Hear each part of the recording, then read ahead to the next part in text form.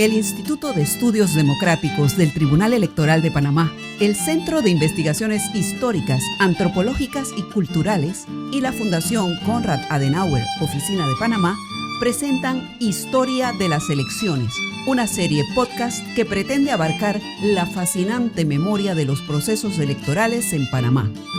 ¿Qué tal, amigos? Nuevamente bienvenidos a este podcast Historia de las Elecciones en Panamá, que organiza el Instituto de Estudios Democráticos del Tribunal Electoral con el apoyo de la Fundación Konrad Adenauer, del Centro de Investigaciones Históricas, Antropológicas y Culturales CIHAC, y con el apoyo también, indudablemente, del Grupo Experimental de Cine Universitario, que nos ha prestado sus instalaciones para impulsar esta causa de la cultura política de nuestro país. Estamos el día de hoy con Jaime Flores. El profesor Flores ha tenido la gentileza de aceptar la invitación para hablarnos hoy sobre las elecciones generales de 1948, unas elecciones interesantísimas, llenas de momentos dramáticos. No vamos a demorar más esa introducción.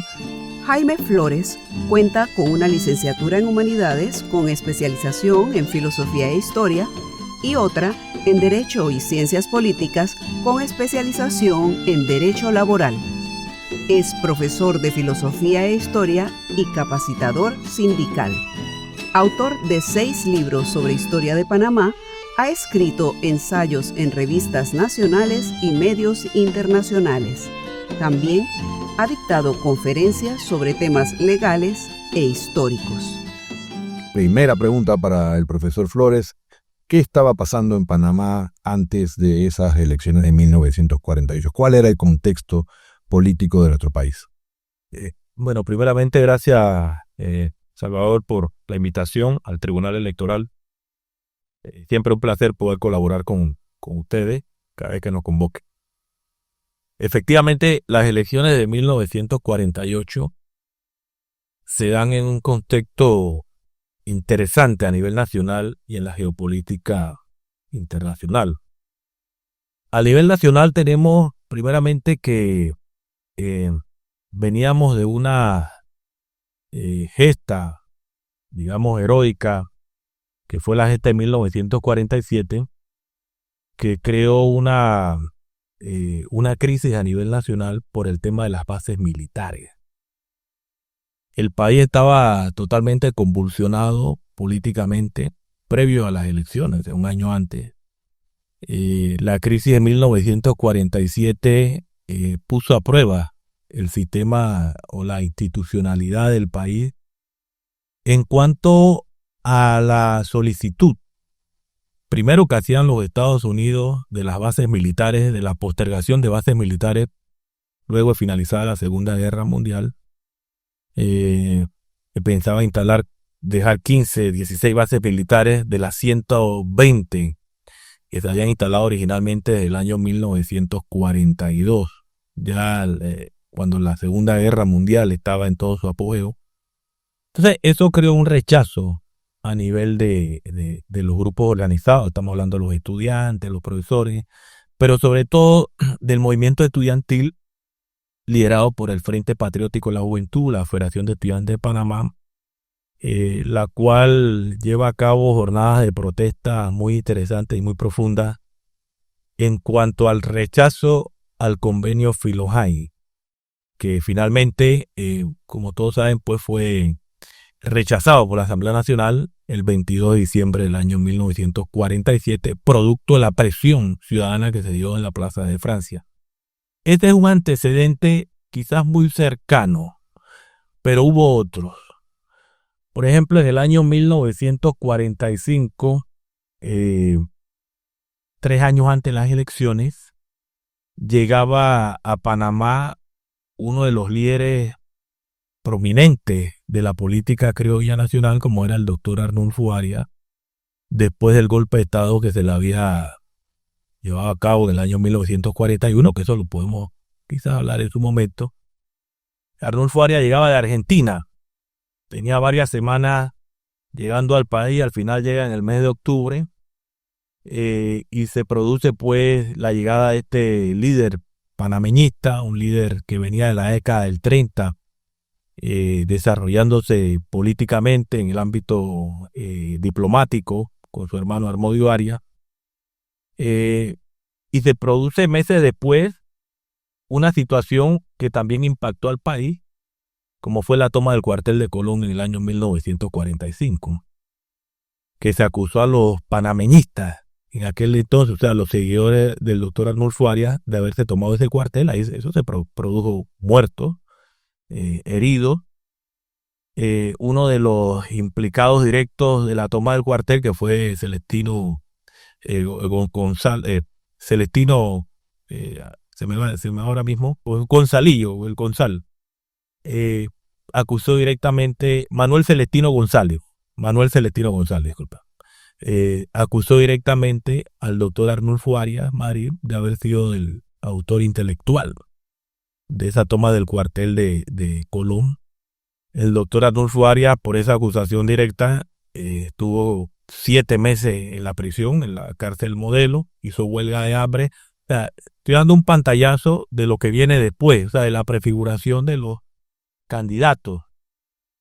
También podemos decir que en esa época, en la década del 40, a nivel de la geopolítica, culminaba la Segunda Guerra Mundial en agosto de 1945. Como sabemos, al final los Estados Unidos se deciden por lo más caótico y genocida que fue el lanzamiento de 2 bombas atómicas contra Hiroshima y Nagasaki. La derrota del fascismo que se había extendido en Europa, abanderado por Alemania, por Italia, por Japón, son derrotados totalmente y se crea pues un nuevo orden mundial con las Naciones Unidas que se inaugura pues en el año 1945. Todo esto crea una situación en Panamá interesante también, porque el mundo estaba agitado con qué hacer luego de la caída del fascismo, o sea, cómo se recomponían los estados, las naciones después de la conferencia de Yalta y de Potsdam. Europa tenía una agitación muy profunda en el ámbito político. El 9 de mayo de 1948, Panamá acudió a las urnas en unas elecciones históricas. Fue la primera vez que las mujeres participaron como votantes y también como candidatas, gracias a los derechos políticos reconocidos por la Constitución de 1946. Aquella jornada se caracterizó por la participación masiva de la ciudadanía, múltiples candidaturas presidenciales y una competencia electoral muy reñida. Pero sobre todo, fue un proceso que desencadenó una profunda crisis política, con denuncias de fraude y una lucha abierta por el poder que tendría consecuencias durante los años siguientes. En ese mismo periodo, un tema encendió los ánimos del país: la presencia militar estadounidense. Tras la Segunda Guerra Mundial, Washington buscó extender sus bases en el Istmo. La propuesta se formalizó con los tratados Filos-Hines de diciembre de 1947. Aunque las élites económicas veían beneficios en su aprobación, el rechazo popular fue contundente. Ciudadanos, sindicatos, partidos políticos y organizaciones estudiantiles se unieron contra lo que consideraban una amenaza a la soberanía nacional. Acá en Panamá teníamos una situación interna también. Tenemos que recordar que lo de 1947 también está conectado con el tema de la geopolítica, porque el rechazo a las bases militares en aquel momento fue la primera derrota de los Estados Unidos después de la Segunda Guerra Mundial. No hubo otra, esa fue la primera derrota que se da aquí en Panamá. Entonces había un ambiente político bien convulso, bien agitado, sobre todo porque en el año 1945 en Panamá se había instaurado un proceso constituyente que da lugar a la Constitución del año 1946. Esta Constitución, que es la tercera Constitución de la República, la primera era el 4, 41 y la del 46, lleva consigo la elección de un presidente de la República que lo escogen los mismos constituyentes que era el presidente Enrique A. Jiménez, liberal, el presidente Enrique A. Jiménez. Estos constituyentes del año 1945, una vez terminada su proceso de discusión de debate interno, ellos se autoerigen Asamblea Nacional hasta el año 1948. ¿Ya? Hasta el año 1948 legislan como asamblea. Enrique Jiménez tendrá su mandato hasta el año 1948 dentro de las filas del liberalismo, que era pues el partido que estaba más fragmentado en aquel momento. Había más o menos 7 o 8 partidos liberales, y el candidato que apoyaría a Enrique A. Jiménez en aquel momento, en aquellas elecciones de 1948, era precisamente el candidato liberal Domingo Díaz Arosemena, que también, al igual que el doctor Arnulfo Arias, tenía una larga trayectoria política en este país. Domingo Díaz venía de una familia, digamos, de gente prominente en lo que era el casco viejo, la antigua ciudad de Panamá. Eran empresarios, comerciantes. Su papá, Domingo Díaz, había participado en la guerra de los 1000 días. Allí el hermano de Domingo Díaz, candidato presidencial, muere igualmente Temístocles en la guerra de los 1000 días. El mismo Domingo Díaz también participa en la guerra de los 1000 días. O sea, era una familia que tenía una trayectoria política importante en el país. Por ejemplo, en el año 1932, Domingo Díaz fue electo diputado de la República. Le da toma de posesión al presidente Armodio Arias Madrid. Funda un partido que es el Partido Liberal Doctrinario. Domingo Díaz era una figura prominente en Panamá. Estuvo aliado en un inicio con el doctor Arnulfo Arias, porque le presta la plataforma política del Partido Liberal Doctrinario al doctor Armodio Arias para que fuera candidato a presidente en el año 32, en las elecciones que tiene como rival a Pancho Arias, y después se pelea con Arnulfo Arias por el tema de la candidatura, y al final esa disputa o esa ruptura, digamos, de amistad que estos dos dirigentes políticos, del liberal y del panameñista Arnulfo Arias, se llevarán a lo largo de la década del 30 hasta el 40, y bueno, hoy tiene su punto fragmentario en el año 1948 con las elecciones de ese año del mes de mayo. Entonces, las elecciones de mayo de 1948 enfrentarán a dos líderes políticos de amplia trayectoria, dos líderes políticos que tenían su base partidaria, su base doctrinaria, dos líderes políticos que tenían mucho pueblo, porque en el caso de Domingo Díaz, dentro del liberalismo, tenía mucho arraigo del interior del país, al igual que el doctor Arnulfo Arias Madrid, y se disputaban el poder político después de 8 años que no se daban elecciones directas en Panamá, dado que las últimas fueron en el año 1940. Así que ese sería quizás un examen introductorio para lo que después podríamos continuar explicando. No, definitivamente que lo ha planteado con amplitud, y es curioso que en esa coyuntura hayan confluido tantas variables. Efectivamente, el mundo estaba pasando apenas los primeros años después de la Segunda Guerra Mundial. Las fuerzas políticas se estaban reconfigurando, el sistema de Naciones Unidas apenas estaba iniciando su configuración, y en Panamá el proceso político era fluido.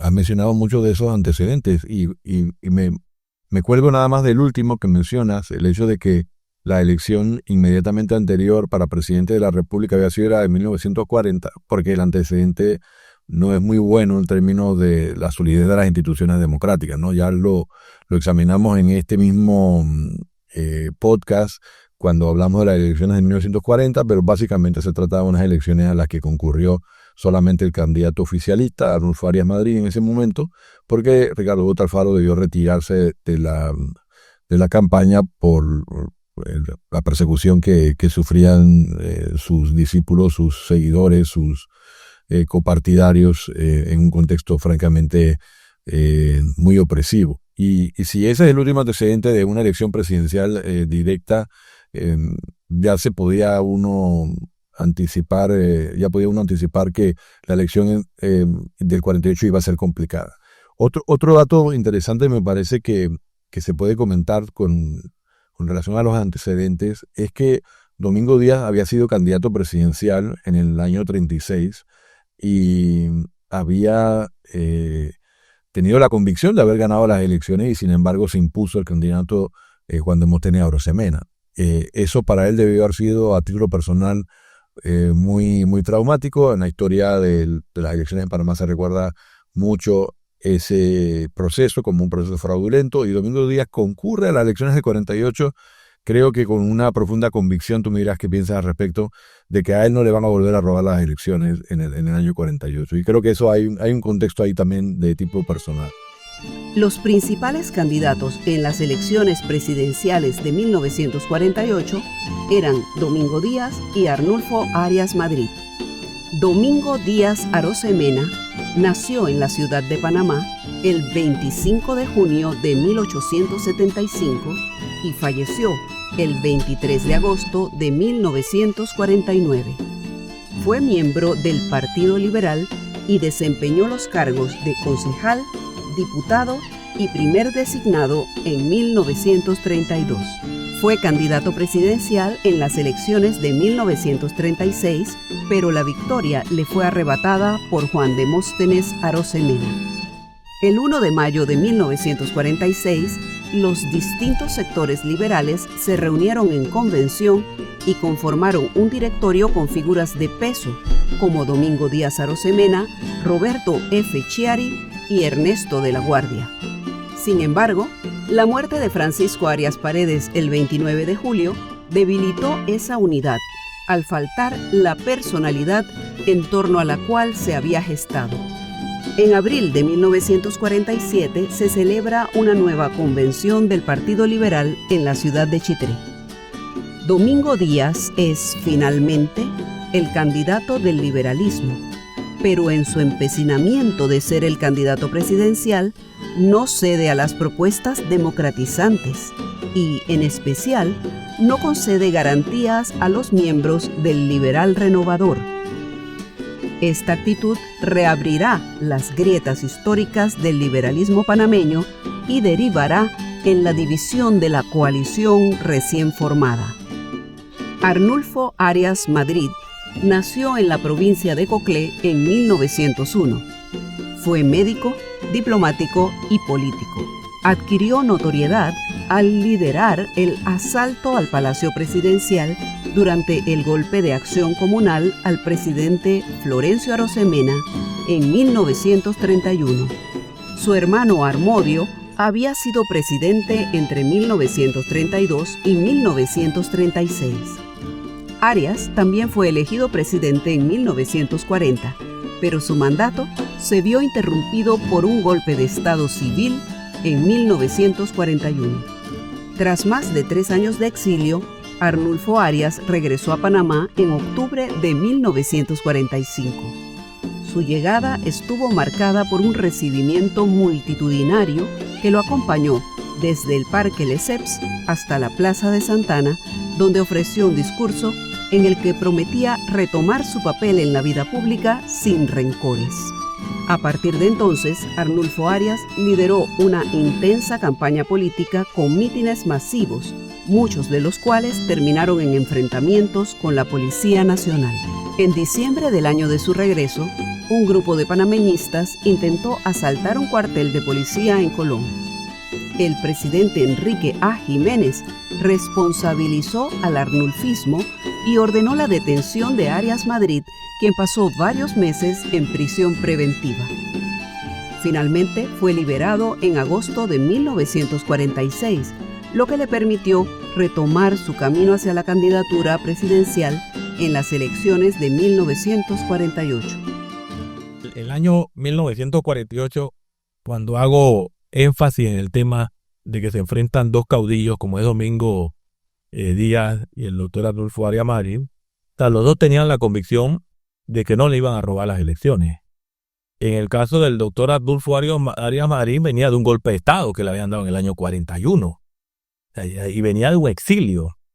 Recordemos que el doctor Arnulfo Arias Marí, efectivamente, en el año 40, gana las elecciones prácticamente solo porque el doctor Ricardo J. Alfaro decide no correr.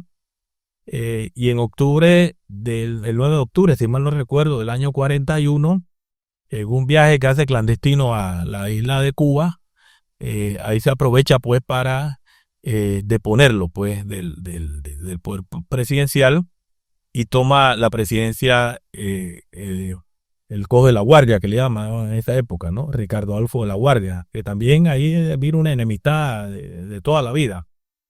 Entonces, Arnulfo Arias efectivamente venía de un golpe de Estado. Domingo Díaz también argumentó en el año 36 de que las elecciones no habían sido limpias. O sea, recordemos que se daba una situación en aquella época. O sea, desde la década del 10, del 20 y el 30, no hubo elecciones en Panamá bajo un carácter prístino, transparente. Cada una de las elecciones tenía la denuncia de fraude. Cada una de las elecciones de fraude, del clientelismo. Recordemos que en aquella época los medios de comunicación, sobre todo los escritos, estaban controlados por los partidos políticos, sobre todo liberales en aquella época. Y esas denuncias no era que salían a la luz pública. No existía una radio como tal, no existía la televisión, no existían las redes sociales. Y las denuncias se daban a lo interno de los centros escolares, se daban en las manifestaciones, en los discursos, en las plazas y demás. Pero sí, el tema del fraude electoral, de la corrupción interna que se daba en el proceso mismo de las elecciones, salía a traslucir cada vez que se escogía un presidente de la República. Eso empañaba o empañó los torneos electorales de la época, sobre todo la compra de cédulas, se daba mucho la práctica de los votos que no aparecían, los denominados paquetazos. O sea, había una serie de prácticas que venían de dónde, o sea, ¿cuál era el origen de los fraudes? El origen de los fraudes se daban desde la instancia de poder, que eran los que tenían todo el aparato gubernamental, el aparato del Estado, la policía, los estamentos, para poder llevar estas acciones fraudulentas en materia electoral. Entonces, en la década del 30 hubo denuncia de fraude, como bien señala Salvador, en el año 36. En el año 40, la persecución en contra de los seguidores de Ricardo J. Alfaro fue contundente, que al final Ricardo J. Alfaro decide no continuar en las elecciones. En el año 41, como bien señalamos, se le da el golpe de Estado al doctor Arnulfo Arias Marí. En el año 44, el presidente Ricardo Adolfo de la Guardia, que era ministro de gobierno de Arnulfo Arias, quedó encargado de la presidencia hasta el año 44, decide él llamar a una convención constituyente luego que la Asamblea Nacional se decidiera a escoger nuevos designados, ¿ya? Entonces ahí se crea lo que era la famosa asamblea de Chivo Chivo, porque él también depone la Asamblea Nacional. Entonces un grupo de diputados se reúnen allá en Chivo Chivo y comienzan a legislar por espacio de un mes.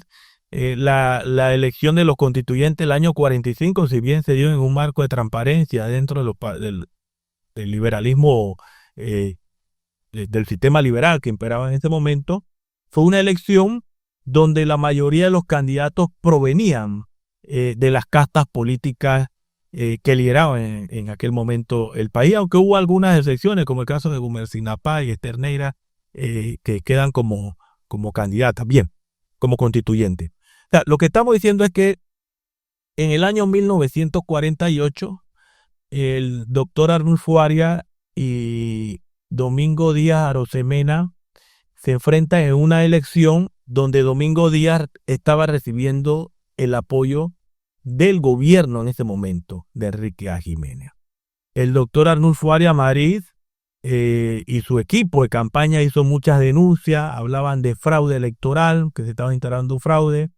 Recordemos que cuando el doctor Arnulfo Arias llega a la ciudad de Panamá en el año 1945, hizo una serie de visitas por todo el interior. O sea, él una vez llega a Panamá, en el año 45, de su exilio en Argentina, inicia su campaña electoral y su recorrido. Entonces, él venía con toda esa estela, ese recorrido nacional, pero él, dentro de sus argumentos, decía que las elecciones no iban a ser transparentes porque el poder del Estado, en este caso los liberales, se iban a imponer. Bien, se dieron las elecciones el día 9 de mayo del año 1948. Allí hubo varios candidatos. Allí estuvo el doctor Arnulfo Arias, como bien hemos señalado, Domingo Díaz, José Isaac Fábrega, que era un abogado prestigioso del país, Sergio González Ruiz, Demetrio Porras, que venía del Partido Socialista, pero los que más, digamos, tenían opción eran el doctor Arias y Domingo Díaz. Un detalle importante es que en estas elecciones del año 1948, allí se postulan como candidatos a diputados miembros del Frente Patriótico de la Juventud, que no eran partidos. Ellos llegarían a este partido en el año 1951, ¿no? Se constituyen como partido. Pero el doctor González Ruiz le brinda la opción, el partido, si no me equivoco, se llamaba el Partido de Unidad Popular, le brinda la opción a los miembros del Frente Patriótico de la Juventud que venían de la jornada del 47, que venían de todas estas luchas estudiantiles de la década del 40, y allí postulan. Por ejemplo, allí se postula el doctor Jorge Llueca, se postula Manuel Solís Palma, Carlos Calzadilla, Federico Velázquez, una serie de dirigentes. En estas elecciones del año 48 salió electo diputado Jorge Llueca, que más adelante podemos mencionar porque en la crisis que se da posterior a las elecciones en 1948, el diputado Llueca tendrá un papel destacado con el tema de Chani, ¿no? Cuando deponen al presidente Chávez. Ahora que mencionas lo del Frente Patriótico de la Juventud, no sé si puedes ahondar un poco más en eso. Llama mucho la atención cuando se examina el proceso constituyente del 45 que el movimiento decide no participar en esas elecciones, igual que tampoco participa los seguidores de Arnulfo Arias. Es decir, todos recordamos, y se dice con mucha frecuencia y correctamente, como también lo has dicho, que fueron elecciones transparentes, pero hay grupos significativos que no participan, ¿no? O por lo menos no participan de manera directa, que quizá alguien ha hecho un recuento de algunos líderes panameñistas que participaron con la papeleta de otros partidos y así fue que entraron a la asamblea constituyente, pero básicamente el partido estaba excluido de la participación. Y luego también, antes de la gesta del 47, otro grupo como el Frente Patriótico de la Juventud tampoco se involucró. No sé si tienes alguna... Sí, claro. Ahí lo que se daba es que, por ejemplo, o sea, cuando se crea la Federación de Estudiantes de Panamá en el año 1943 y posteriormente el Frente Patriótico de la Juventud, ellos, dentro de sus objetivos programáticos, lineales, no estaba el tema electoral.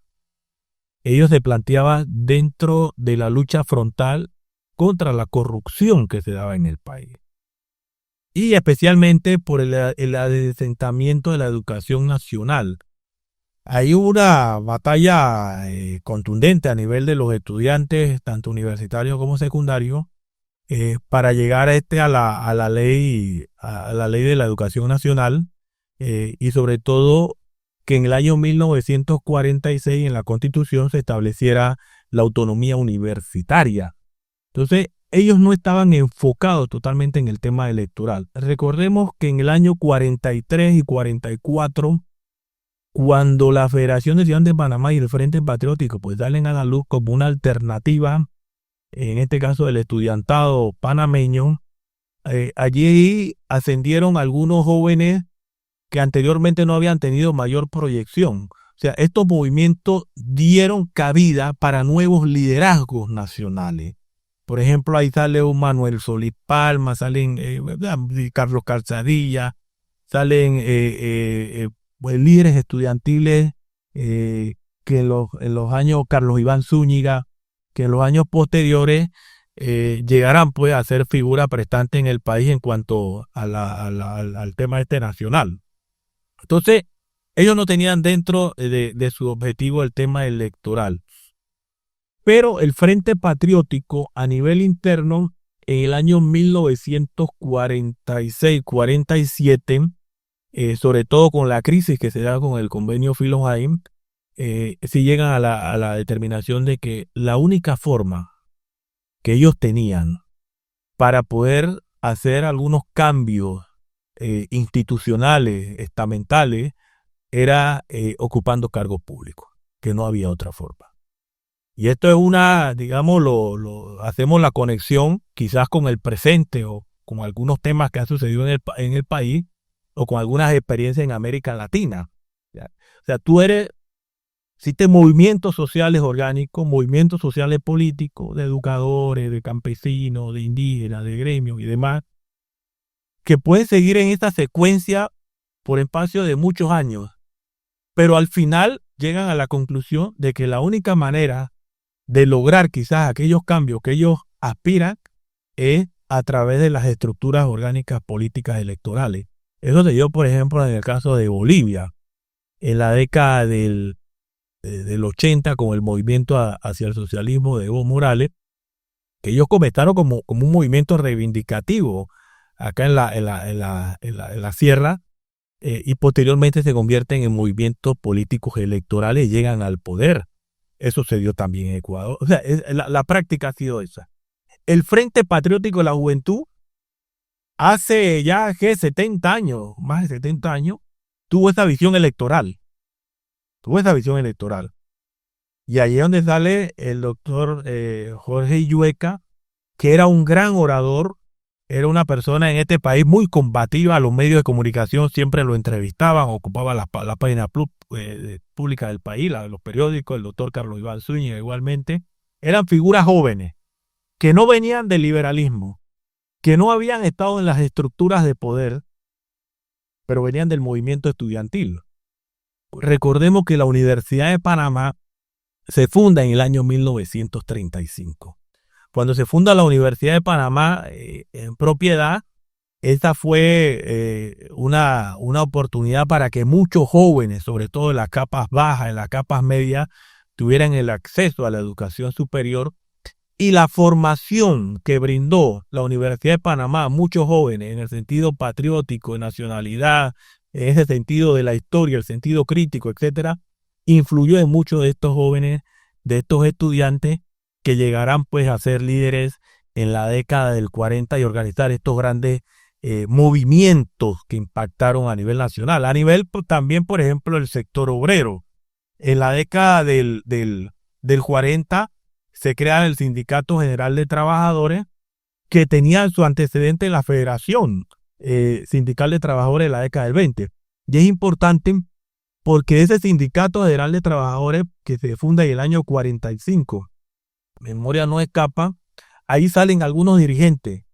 Y una de ellas fue la profesora Felicia Santizo, de la provincia de Colón, que será postulada a la primera vicepresidencia de la República en las elecciones del 48. Lamentablemente, por las condiciones electorales de aquella época, no pudo correr, pero sí hubo una convención electoral en donde el Partido del Pueblo postula a Felicia Santizo a la primera vicepresidencia, en conjunto con otro dirigente del Partido del Pueblo en aquel momento, ¿no? Que era una mujer de la etnia negra, que no ha sido reivindicada debidamente en este país. Esa fue la primera mujer de la etnia negra postulada a la primera vicepresidencia de la República en unas elecciones. En el caso que mencionas de estos dos, pero porque en el panorama grande lo que has descrito es la colisión que en el año 48 van a tener las fuerzas liberales con el liderazgo contra el liderazgo de Arnulfo Arias. Es decir, una de esas divisiones que luego perdurarán por décadas en el imaginario político nacional, que siempre se trajo a colación en los años 80 cuando el clivaje político entre las fuerzas denominadas grosso modo civilistas y las del régimen gestado por los militares hizo desaparecer prácticamente esa división liberales-arnulfistas, ¿no? Pero acá estábamos viendo en su consolidación. En el año 48 parece ser que los liberales por un lado y los arnulfistas por el otro, claramente dos grandes fuerzas que colisionan en un torneo electoral muy competido y en el que se genera una gran expectativa precisamente por sobre dos líderes muy fuertes, ambos que vienen de experiencias traumáticas previas en las que no se quieren rendir, no se van a dejar desplazar sin hacer una lucha denodada y por supuesto arrastrando a esa lucha denodada a todos sus seguidores. Pero hay un agente determinante, lo mencionaste una vez en esta conversación, dijiste Policía Nacional.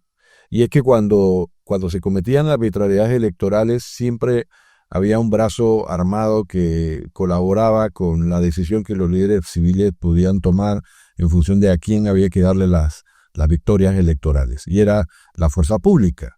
Estamos en un momento también, en el año 48, un momento decisivo, clave en la transformación del rol de la Policía Nacional en un agente no solamente instrumental, sino también protagonista de la toma de decisiones en materia política.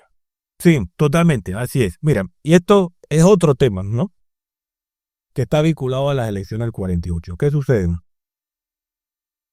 Que luego de finalizar la Segunda Guerra Mundial, los líderes, la potencia vencedora, los países aliados, en este caso la Unión de Repúblicas Socialistas Soviéticas y los Estados Unidos principalmente, Inglaterra, se reúnen en un reparto mundial.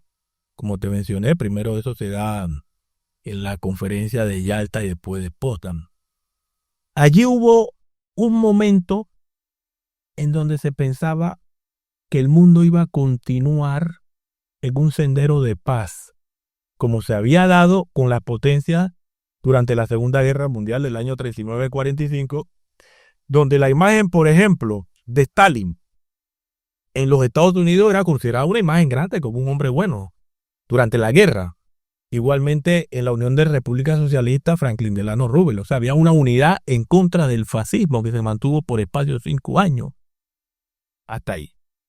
Luego de culminar la Segunda Guerra Mundial y con el reparto que se da de las potencias vencedoras, viene un denominador que fractura el tema de la unidad que se había mantenido por espacio de 5 años, que es la política de Guerra Fría.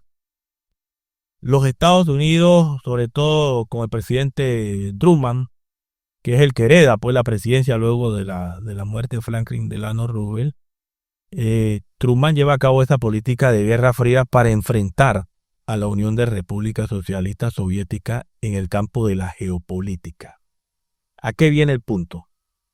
De que la política de Guerra Fría tenía un concepto, tenía una base que era perseguir a las ideas de izquierda, a los comunistas, a la Unión de Repúblicas Socialistas Soviéticas, al Comité, todos estos denominadores. Y para ello se instruyó o se mandató a los ejércitos, a los organismos de policía de todas partes del mundo, a través de las embajadas, a que llevaran a cabo una política antisoviética de persecución hacia las ideas de izquierda, los partidos comunistas y demás. Y eso es lo que lleva a cabo, en este caso, los 3 comandantes de la policía de aquel momento. Estamos hablando de Remón, Vallarino y creo que era Flores. Eran los 3 comandantes. ¿Qué pasa? Que el doctor Arnulfo Arias Madrid no era bien visto por los Estados Unidos. Es más, ellos tenían la sospecha de que Arnulfo Arias Madrid fuese simpatizante, incluso hasta con algunas ideas del eje. Recordemos que el doctor Arnulfo Arias, durante la década del 30, fue embajador plenipotenciario en varios países de Europa. Y en el año 1941, cuando los Estados Unidos siendo el presidente, le solicitan artillar barcos nacionales en caso de algún conflicto, de que el canal de Panamá estuviera en peligro. Arnulfo Arias le dice que no a los Estados Unidos. ¿Ya? Entonces, en este momento, el 41, frente a una guerra, decirle no a un artillamiento, ¿tú con quién estás? ¿No? Entonces ya ponías en duda. Aparte de que Arnulfo Arias venía de acá, del exilio de Argentina, donde allá había toda una evolución con el peronismo que estaba en ascenso, y Perón tampoco no estaba en buenos términos con el tema de los Estados Unidos. Ahí pudo haber mucha influencia en el tema de la nacionalización y demás. Entonces, ¿qué pasa? Que en el año 1948, cuando se dan las elecciones, el 9 de mayo, si mi memoria no me falla, del año 1948, van a votar el 70% de los que estaban en el padrón electoral. 305,000 eran los del padrón, votaron aproximadamente 216,000 votaron aproximadamente. Domingo Díaz, según los resultados electorales, gana por 4,000 votos. Fue algo reñido. De una vez los panameñistas dijeron fraude. Pero entonces ahora viene el punto. La Policía Nacional, los comandantes, que eran los que decidían, que tenían el aval de la Embajada de los Estados Unidos, porque muchos plantean de que la Embajada también, o sea, aquí no seamos ingenuos, aquí nada te movía si no era con el aval de la Embajada de los Estados Unidos, ¿no? Aquí los Estados Unidos ejercían, y no diré que siguen ejerciendo, para no meterme un tema de política coyuntural, ejercían una influencia abismal en la política nacional. Es más, para tú ser candidato a la presidencia de la República, muchos venían de ser embajadores de Panamá en Washington. O sea, ese era el tamiz que pasaba en aquel momento. Entonces, allí se inclina, según algunas versiones de historiadores, por el candidato Domingo Díaz, que era el más potable en la política de Guerra Fría que venía más adelante. ¿Ya? Entonces se deciden por Domingo Díaz. Entonces, las elecciones se dan en mayo. Los resultados vienen a culminar el día 31 de julio. O sea, estamos hablando mayo, junio, casi 2 meses después. 2 meses y tanto después. Es que el Tribunal Electoral dice que el vencedor fue Domingo Díaz. En las elecciones de 1948, 305,000 ciudadanos podían votar y votaron más de 216,000, lo que representó una participación histórica del 70.9%. El escrutinio oficial dio como ganador a Domingo Díaz Arosemena con 76,459 votos, un 38.5% del total. Muy cerca quedó Arnulfo Arias con 71,897 votos, es decir, un 36.2%. En el tercer lugar, José Isaac Fábrega obtuvo 41,296 votos, equivalentes al 20.8%. Sergio González Ruiz sumó 5,634 votos y el independiente Demetrio Augusto Porras 3,075. En total, se registraron casi 200,000 votos válidos y más de 17,000 entre nulos y blancos. La estrecha diferencia entre Díaz y Arias encendió la disputa. El arnulfismo denunció fraude y alegó que el conteo inicial le había dado la victoria a su candidato. La Junta Nacional de Elecciones fue objeto de presiones, ataques y hasta agresiones físicas. La prensa local y extranjera reflejó el ambiente de desconfianza y los cuestionamientos sobre la transparencia del proceso, que quedó marcado en la historia como una elección altamente polémica.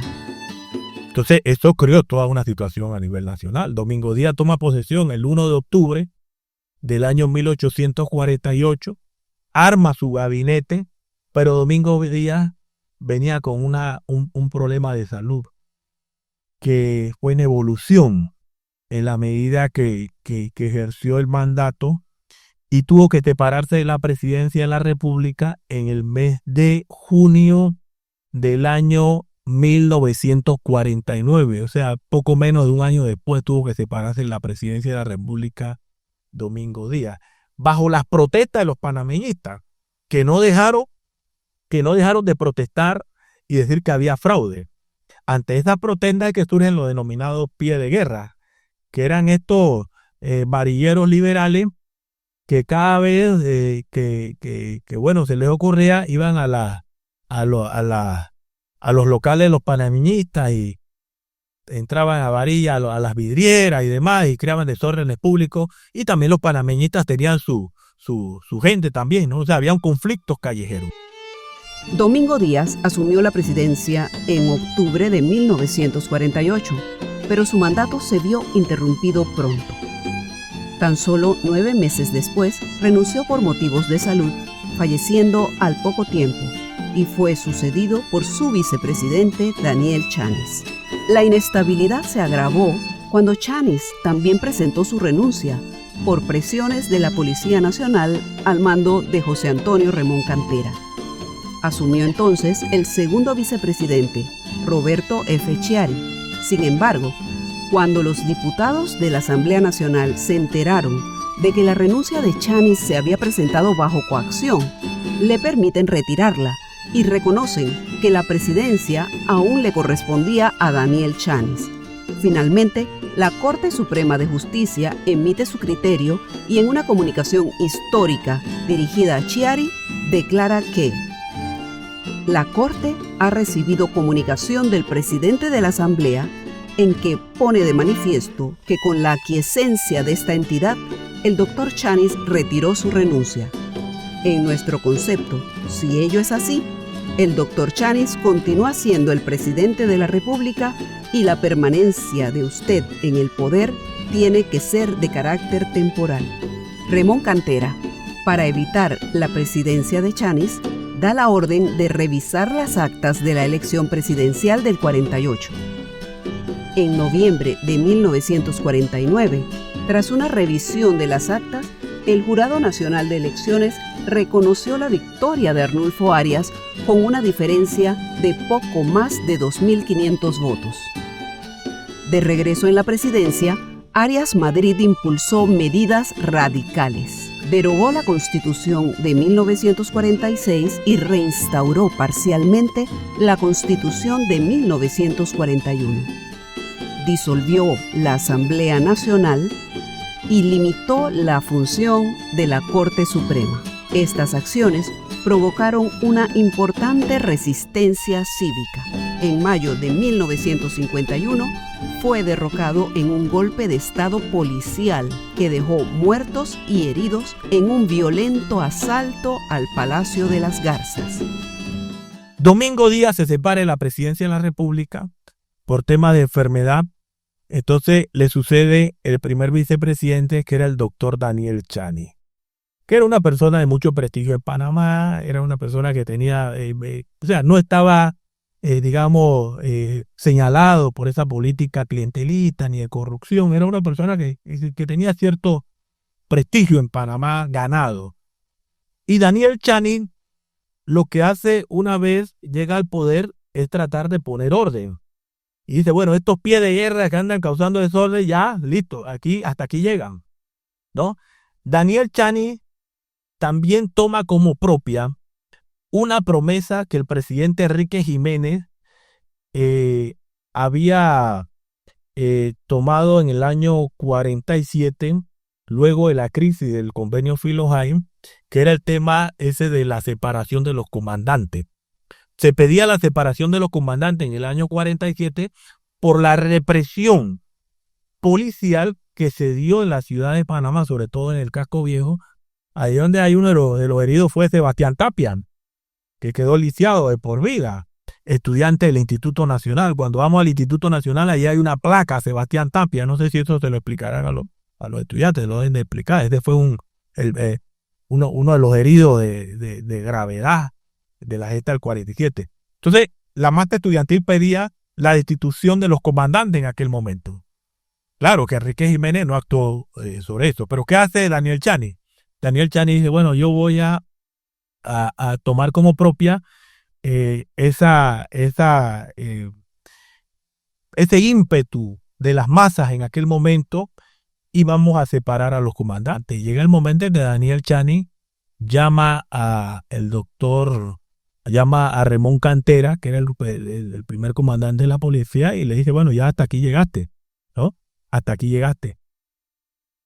Ramón Cantera reacciona y dice, no, el que se va eres tú, y al final separan a Daniel Chani. Allí le sigue Roberto F. Chiari, que después será presidente de la República en el año 60, y Roberto Chiari asume como segundo vicepresidente de la República. ¿Qué sucede? Ahora venimos al otro punto inicial. Pero vamos a ver un poco el tema de las elecciones del año 48. En esas elecciones hubo denuncias de fraude, de corrupción en todo el país. Dice que algunas, casi 2.000, 3.000 papeletas aparecieron en el mar allá en San Blas, tirada. En la provincia de Veragua, las actas no estaban firmadas, hubo compras de cédula, hubo de todo en esas elecciones, denuncias de todo.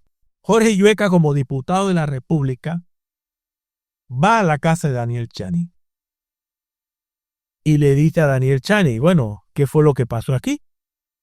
¿Por qué tú presentaste la renuncia? Dice, no, yo no presenté la renuncia, a mí me obligaron a presentar esa renuncia. Él dice, no, espérate. Si aquí te obligaron a presentar esto, no es una renuncia legítima. Una renuncia obligada no es una renuncia ilegítima. Y Jorge Llueca lo que hace es que se lleva, junto con un grupo de diputados, a Daniel Chani allá a la Asamblea Nacional. Y Daniel Chani dice, bueno, no, yo fui obligado aquí a renunciar. Y lo que hace Jorge Llueca es que rompe la renuncia ahí en medio del público ahí, ¿no? Y dice, aquí el presidente Daniel Chani, ¿no? Entonces eso obliga a la Corte Suprema de Justicia, en ese momento, en medio de la coyuntura, a decir que efectivamente Chani era el presidente. Porque una renuncia de este tipo bajo coacción no tenía legitimidad alguna. Entonces lo que hace Ramón Cantera, y ahí es donde viene la otra parte de la película, dice Ramón Cantera, bueno, mira, aquí no va a ser ni Chani ni Chiari, porque él decía que Chiari era un cobarde, un flojo, lo catalogó de todo. Dice, ni uno de los dos va a ser. Aquí el presidente, vamos a recontar los votos del año 48. Porque esas elecciones hubo denuncias de fraude, hubo denuncias de todo tipo de venalidades, vamos a contar los votos. Y entonces ahí aparece un funcionario del Tribunal Electoral, que era el presidente, no recuerdo, de la Junta de Escrutinio. De la Junta. Va pues allá y en una noche cuentan los votos y aparece que el vencedor de las elecciones fue Arnulfo Arias Marico. Y Arnulfo Arias Marico dice, bueno, pues sí, yo fui el que gané, así que efectivamente yo voy a ser presidente de la República. Entonces Arnulfo Arias Marico se instala como presidente de la República en el año 1949, en medio de una crisis, apoyado por la Policía Nacional, que fue la que le dio el golpe también en el año 41, porque ese golpe 41 no se hubiera podido dar sin el apoyo de la policía. Y además Arnulfo Arias tenía un discurso totalmente anti, no digamos militarista, pero anti, en contra de la policía en aquel momento. Y bueno, Ramón Cantera ahí lo está ahora en el poder en medio de las críticas nacionales que se dan en el país y todo lo demás, hasta el año 1951, si mal no recuerdo, en el mes de mayo, cuando el doctor Arnulfo Arias Marico deroga la Constitución del año 1946, pone en vigencia la Constitución del 41, que fue la Constitución de él, ¿no? Donde él se planteaba los 6 años del poder, expandiéndolo a 6 años en vez de 4. Y bueno, y al final el doctor Arnulfo Arias Marico tiene que salir del poder y los que lo obligan y lo presionan son los mismos militares, producto de las manifestaciones populares que se estaban dando en aquel momento. De regreso en la presidencia, Arias Madrid impulsó medidas radicales. Derogó la Constitución de 1946 y reinstauró parcialmente la Constitución de 1941. Disolvió la Asamblea Nacional y limitó la función de la Corte Suprema. Estas acciones provocaron una importante resistencia cívica. En mayo de 1951 fue derrocado en un golpe de estado policial que dejó muertos y heridos en un violento asalto al Palacio de las Garzas.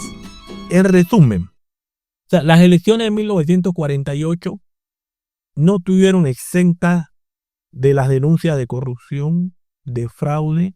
Fueron unas elecciones muy populares, muy concurridas, de dos caudillos que manejaban pueblo, manejaban mucha masa.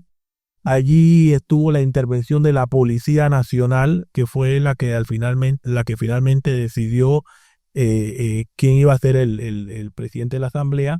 Ahora, un hecho importante que se da en medio de este, digamos, interregno, y fue el siguiente, que estando Enrique Jiménez en la presidencia de la República, estamos hablando en el mes de julio del año 48, o sea, las elecciones ya habían pasado en mayo. Enrique Jiménez tenía que salir en el mes de octubre. Le iba a suceder el nuevo presidente de la República. Bien. Entonces, ante las manifestaciones públicas, mira la situación. El 12 de julio, o a comienzo de los días del mes de julio, Enrique Jiménez suspende las garantías en el país. Porque había protesta. Vidiera, carros quemados, o sea, había una situación incontrolable. Suspende las garantías por espacio de 10 días. Eso llevaba el control de la Asamblea. La Asamblea te reúne el 12 de julio de 1948. Bueno, cuando comienza la discusión sobre el tema de la garantía, sale un personaje famoso en la historia política de este país, un intelectual que muy respetado, que es Diógenes de la Rosa, con una resolución en donde pues, fue aprobada por la Asamblea, pero declarada inconstitucional por la Corte Suprema de Justicia. En esa resolución que decía, bueno, que debido a lo que había ocurrido en el país en el año 1948, a la denuncia de fraude y demás, esas elecciones quedaban anuladas por completo. Quedaban anuladas. Y que esa asamblea, que era la Asamblea Constituyente, se extendería hasta el año 1952. Sí, la reconstituyente. Sí, la reconstituyente se extendería hasta el año 1952 y que Enrique Jiménez continuaría, no Enrique Jiménez, sino que elegirían a un nuevo presidente de la República. Y entonces tenían designado al contralor Enrique de Barrio, que era cuñado de Remón. Pero en aquel momento Remón no se decidió, no se inclinó y dijo, no, esto no va. Y al final eso quedó como una experiencia golpista ahí que se dio en el año 48, en el 12 de julio. O sea, imagínate el enredo que estaba el país, y más eso llega a una resolución legislativa anulando elecciones, postergando. Eso fue una situación de verdad bien caótica. No, de hecho, el panorama es tan dramático que uno se pregunta realmente por las virtudes supuestas del proceso constituyente de 45-46. Porque ya lo hemos reiterado y la literatura especializada lo recoge así. Bueno, sí, fueron elecciones transparentes, hubo hitos importantísimos como la participación de la mujer, no solamente como votante, sino también como diputadas constituyentes que fueron electas. Pero luego resulta ser que esa nueva constitución solamente inició un proceso o más bien no impidió que se continuara con los procesos de deterioro en lo político. O sea, esto de la elección misma del 48 y del desenlace que tuvo el mandato del presidente Domingo Díaz, el ascenso nuevamente de Arnulfo Arias y luego su nuevo derrocamiento, nos habla de que habían asuntos de poder que no estaban resueltos en el sistema político panameño del momento, y que el consenso constitucional del 45-46 no logró construir realmente una convivencia pacífica entre las fuerzas políticas que en ese momento se movían. Sí. Bueno, lo que sucede, tal vez ahora, es lo siguiente. Mira, lo que pasa es que parte de esta historia que nosotros hemos tratado de resumir es una historia que no fue que nosotros la aprendimos en la escuela o leímos un libro, un texto escolar, no, nada de esto que yo recuerde lo di en la escuela, en la secundaria, en la universidad, de repente algunos temas. ¿Sí? ¿Por qué?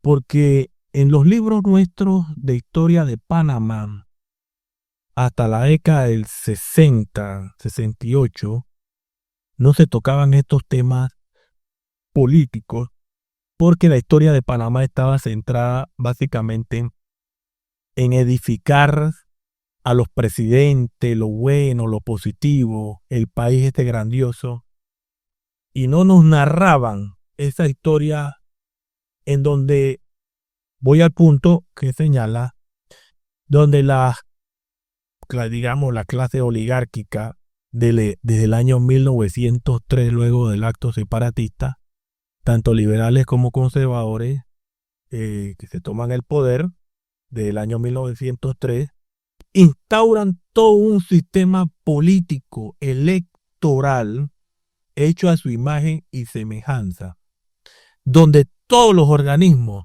del Estado, estamos hablando de los órganos del Estado, estamos hablando del Ejecutivo, Legislativo y Judicial, estaban controlados por ellos mismos, por la familia. ¿Qué pasa? Que sí habían divisiones, por eso es que en la década del 30 aparecen 7, 8 partidos liberales, pero todos eran de la misma raíz, de la misma familia, se sentaban en el Club Unión. Diferían de repente en el tema, quizás quién era el que iba a gobernar, pero los negocios y demás, esto estaba ya tramitado. En las elecciones del 48 se hablaba que el partido de Domingo Díaz, el Partido Liberal Doctrinario, era el partido del matadero, porque era el que dominaba el monopolio de la carne en este país, ¿no? En el caso de los Chiari, que aquí tuvieron varios presidentes, ¿de dónde provenían? Acá de las azucareras, los ingenios, que eran los que... O sea, que la estructura política de 1903 hasta 1968, que el 68 para allá es otro tema que no vamos a meter en este momento, era una estructura política donde el sistema oligárquico, político, burgués, electoral, comercial, estaba ya estructurado, ¿no? Las oligarquías eran los dueños de los partidos políticos, eran los dueños de los medios de comunicación, eran los dueños de los comercios. En el año 48, que era lo que se discutía en campaña, que ahí lo que pasa era que los liberales querían mantener el negocio del matarife, los casinos, ¿no? El negocio de la prostitución y demás, los clubes, los bares y demás, que hicieron mucha fama aquí en la década del 40 con el tema. Eso era lo que se discutía. Estos no están pensando en el país, ni están pensando en la patria, no, ellos están pensando en sus propios negocios. Por eso era que le decían el partido del matarife, en los negocios, eso que se estaba. El propio Ramón Cantera se le acusaba a él y a los comandantes de que tenían también el negocio de la carne en Panamá, el monopolio. Entonces, por eso es que se decía que en este país los presidentes de la República salían de los ingenios, de las cervecerías, o si no de acá de las estructuras estas comerciales, ¿no? De los cazatenientes de la época. Entonces, ese era el sistema. ¿Qué pasa? Que bien, pudiste haber aprobado una nueva constitución en el año 1946, una constitución liberal que tuvo muchos artículos en el tema social, la autonomía universitaria y demás, pero el sistema, o sea, en la estructura misma, el sistema se mantenía inalterable como tal. No había un sistema, por ejemplo, de persecución efectiva al delito electoral como tal, ¿ya? No había un sistema que depusiera a los comandantes de la policía. No había un sistema, por ejemplo, en la década del 50, con la Constitución del año 1946. Se emitió una ley en donde se suprimió al Partido Comunista de Panamá en plena democracia, porque decía que era un partido antidemocrático. Claro, esa era la línea de origen del macartismo. Y Arnulfo Arias un decreto del año 50, ¿no? Durante la Constitución del año 46, en el transcurso de la Constitución del año 1946 hubo 3 juicios aquí en Panamá. Eso también lo olvidamos porque eso no aparece en la historia. Aquí se dio el juicio al presidente Arnulfo Arias, al presidente Guisado, luego del magnicidio de Remón, y en el año 68 al presidente Marco Aurelio Robles, por temas de corrupción. Ahora, algunos podrían decir, bueno, pero lo que pasa es que entonces la Constitución sí era efectiva. Claro, era efectiva, pero esos juicios también se daban porque la masa, el pueblo, estaba en las calles exigiendo. Y aquí habían dos opciones: o una masacre o llevar a la institucionalidad del país, porque sí había muchos diputados, en este caso de la Asamblea Nacional, con alto sentido patriótico y de honestidad. Por ejemplo, como el caso de Gordiñueca, el caso de Carlos Iván Zúñiga y muchos otros diputados que pasaron por la Asamblea, que tuvieron pues ese sentido de patria y llegaron pues, a la determinación de juzgar a algunos mandatarios en este país como se dio. Esta es una historia que tampoco está en los libros de historia de Panamá.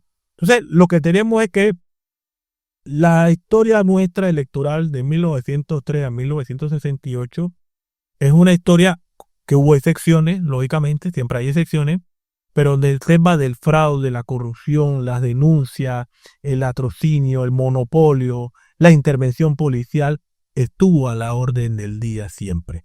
Por eso era que decía en su momento Carlos Iván Zúñiga en un discurso en el año 68 que esos fueron los antecedentes del golpe de Estado del año 68. O sea, que la corrupción había llegado a un nivel tan, pero tan alto que se da el golpe de Estado del 1968, donde no hubo una vidriera rota en medio de ese golpe. O sea, no era que la gente estaba de acuerdo con que los militares dieran el golpe del 68, sino que la gente decía, bueno, no voy a salir a la calle a apoyar a esta gente que me han mantenido en un estado de pobreza y miseria por tantas décadas y demás, ¿no?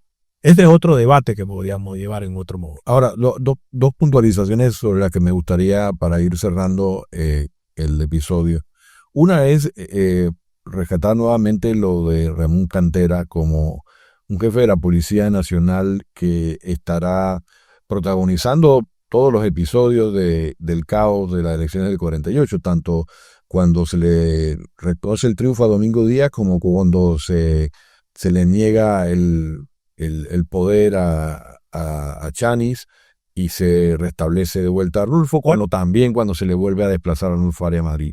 Es decir, él dirige la transformación de la Policía Nacional en un instituto más militarizado que conocemos en la historia de Panamá como Guardia Nacional, y en ese sentido es el antecedente también del golpe de Estado del 68, aunque a cierta distancia, pero probablemente no entenderíamos el golpe de Estado del 68 sin la creación previamente de la Guardia Nacional, ¿no?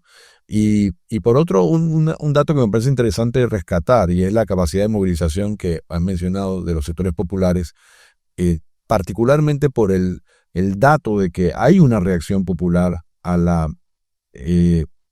pretendida eliminación de la Constitución del 46 y el restablecimiento de parte de la Constitución del 41. O sea, hay una movilización social que le parece apropiado, y en ese sentido lo rescato como un elemento positivo, pendiente de tus comentarios, de defensa del orden constitucional. No sé cómo lo ves. No, totalmente, Salvador. Mira, y esa movilización popular o ese despertar del movimiento popular tuvo sus raíces de la década del 20 con el movimiento de acción comunal, que era un movimiento de las capas medias, un movimiento cívico que denunciaba la corrupción en aquel momento, que ese fue el movimiento que al final le da el golpe de Estado al presidente Florencio Arosemena en el año 31, ¿ya? Sobre el tema de la corrupción y demás. Y muchos de sus líderes, como el doctor Armodio Arias y otros, durante la década del 30 y el 40, pues hicieron prestancia en este país.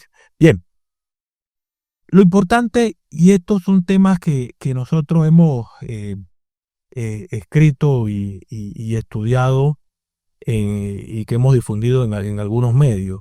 Mira, esto tiene su origen en varios aspectos. 1918 se produce en Argentina la Reforma de Córdoba, que este fue un despertar, un estallido estudiantil por la autonomía universitaria.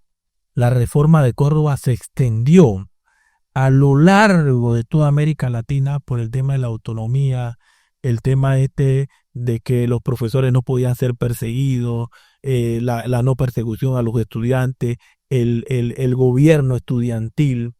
Hubo una serie de protestas pues, que llegaron al proyecto eliminar de Córdoba del año 18, y eso influyó mucho en la juventud de América Latina. Por ejemplo, se habla también del famoso Rodó, el Ariel de Rodó, ¿no? Que también fue un llamado a la juventud, ¿no? De José Enrique Rodó, un llamado a la juventud de su momento, ¿no? De que tenía que despertar. Estamos hablando que en la década del 20 el mundo venía de una guerra que causó muchos muertos, muchos heridos, una guerra en sí genocida, como fue la Primera Guerra Mundial. Y después de esa guerra se hablaba era de qué, de paz. Ya el mundo, Europa había quedado muy, muy golpeada con esta guerra, sobre todo las familias y demás. El mundo económicamente había quedado en una situación impactado. Y todo eso también tenía su eco en América Latina y en el resto del mundo. Entonces, la década del 20 fue una época en donde se discutía mucho el tema de la paz, de la soberanía, de la unidad, de la alianza, de no volver a una guerra como la que se dio en el año 14-19. ¿Ya? Entonces, todo esto influyó el movimiento de Córdoba, pero sobre todo también Salvador, o sea, como antecedente, pues eso es un tema ya mucho más profundo, fue la revolución bolchevique en 1917.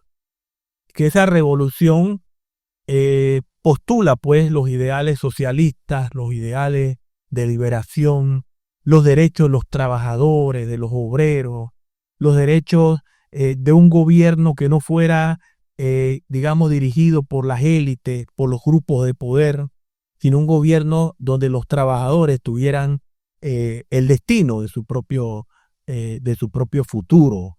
¿Ya? Era un gobierno distinto, donde las masas tenían ese papel protagónico, lo que decía Gramsci, el famoso sujeto histórico, ¿no? ¿Ve? Entonces, todo esto influye en la evolución del pensamiento en América Latina y sobre todo en Panamá. Revolución bolchevique, la Revolución Mexicana, en el año 17, la famosa Constitución de Querétaro del año 17, que también tiene, bueno, tú eres un constitucionalista prominente en este país que tiene muchos avances en materia social. En la década del 20, el Movimiento de Acción Comunal.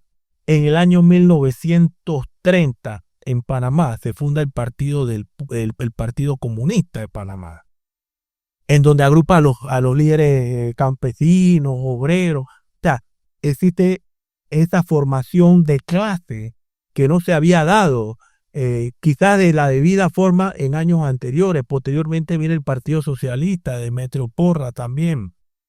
La fundación de la Universidad de Panamá en el año 1931. Vienen los comités antifascistas que se extendieron a lo largo de América Latina, por toda Europa. O sea, se extendieron en Europa, en América Latina, en Asia, en todas partes, sobre todo por el impulso de la Alemania de Hitler en los años 30, que también estos comités antifascistas hicieron solidaridad con los republicanos españoles. Una guerra también que causó muchos muertos y al final, bueno, Franco sale vencedor y por muchos años gobierna bajo una dictadura, un régimen de terror. O sea, era una geopolítica mundial. Por ejemplo, en el año 49, el triunfo de Mao en China, la guerra de Corea. O sea, había una geopolítica tan candente que el movimiento estudiantil, las capas medias ilustradas de aquel momento, también tenían dentro de su conciencia el pensamiento, el deber, digamos, intelectual, político, de no ser pasivo frente a una realidad que se estaba dando en el mundo y que afectaba a nivel nacional, por ejemplo, en el caso de la política, ¿no? Por ejemplo, lo que hablábamos al inicio, si estábamos hablando de un mundo de paz, de unidad, no puede haber paz con bases militares en Panamá en el año 47, ¿ya? No puede haber paz con bases militares, porque lo que se discutía que era lo que traían esas bases militares, traían prostitución, corrupción. O sea, aquí hubo muchas situaciones en Panamá durante la década del 40 que fue novelada por algunos autores panameños. Entonces, ¿qué pasa? Que en la década del 40 se funda la Asociación de Profesores de la República de Panamá en el año 45, el Sindicato General de Trabajadores, la Federación de Estudiantes de Panamá, los movimientos de mujeres. El Partido Comunista de Panamá cambia su nombre a Partido del Pueblo en el año 43. el Partido Socialista de Demetrio Porras igualmente, la Universidad de Panamá con sus intelectuales también jugaron un rol muy importante, los sindicatos, los movimientos de mujeres, los intelectuales, los académicos, o sea, había toda una estela de pensamiento que estaba empujada por toda esta corriente progresista de América Latina y que al final pues tiene su desarrollo en el movimiento popular en Panamá en esos años y que evoluciona pues a lo largo de las décadas del siglo XX. Bueno, con esa reflexión creo que llegamos al final del episodio de hoy, un episodio muy rico en información y en reflexiones, gracias a nuestro invitado, el profesor Jaime Flores, y invitamos a todos los oyentes a que sintonicen los próximos episodios donde seguiremos tratando y examinando episodios de la historia electoral de nuestro país. A todos muchísimas gracias por su atención y hasta la próxima. Esto ha sido todo por hoy. Recuerden que pueden encontrarnos en Spotify y otras plataformas. Los esperamos muy pronto en nuestro próximo episodio.